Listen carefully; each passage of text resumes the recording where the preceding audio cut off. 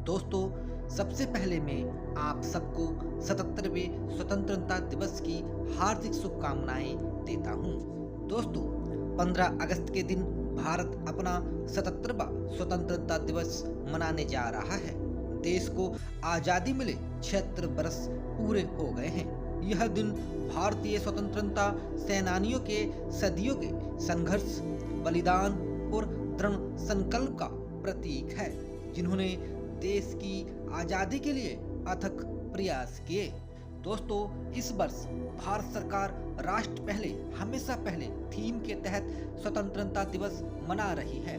इस ऐतिहासिक मौके पर सरकार कई तरह के कार्यक्रमों की श्रृंखला आयोजित करेगी, जिसमें स्वतंत्रता आंदोलन के संघर्ष की झलक और उसकी भावना दिखाई देगी।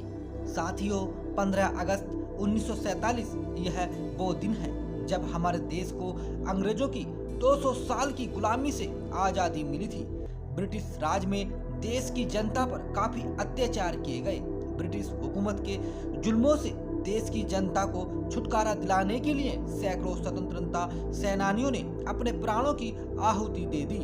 ऐसे में यह दिन उन महान क्रांतिकारियों और स्वतंत्रता सेनानियों के बलिदान को याद करने का भी है, जिन्होंने देश को आज़ादी दिलाने के लिए अपना सब कुछ दांव पर लगा दिया। साथियों, देश को आज़ाद कराने में महात्मा गांधी, सुभाष चंद्र बोस, भगत सिंह, मंगल पांडे, राजगुरु, सुखदेव, जवाहरलाल नेहरू, लाला लाजपत राय, बाल गंगाधर तिलक जैसे कई क्रांतिकारियों और स्वतंत्रता सेनानियों का अहम योगदान रहा।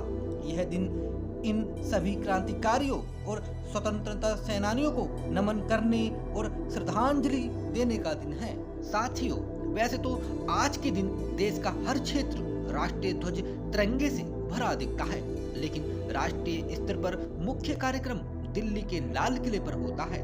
स्वतंत्रता दिवस पर देश के प्रधानमंत्री लाल किले की प्राचीर से जनता का अभिवादन स्वीकार करते हैं और राष्ट्रीय ध्वज तिरंगा फहराते हैं। 31 तोपों की सलामी दी जाती है। इसके बाद वह देश को संबोधित करते हैं। प्रधानमंत्री के भाषण को सुनने के लिए सुबह से ही लाल किले पर लोग पहुंचना शुरू कर देते हैं। प्रधानमंत्री अपने भाषण में भावी योजनाओं के बारे में बताते हैं और देश की उपलब्धियों का भी जिक्र करते हैं। साथियों, कार्यक्रम में सेनाओं की टुकड़ियां प्रधानमंत्री को सलामी देती हैं। सेना के बैंडों की धुन सुनने लायक होती है और मन को मोह लेती है। साथियों, 15 अगस्त हर साल आता है और हमारे दिलो दिमाग में हम स्वतंत्र हैं और स्वतंत्र रहेंगे का भाव जागृत कर चला जाता है।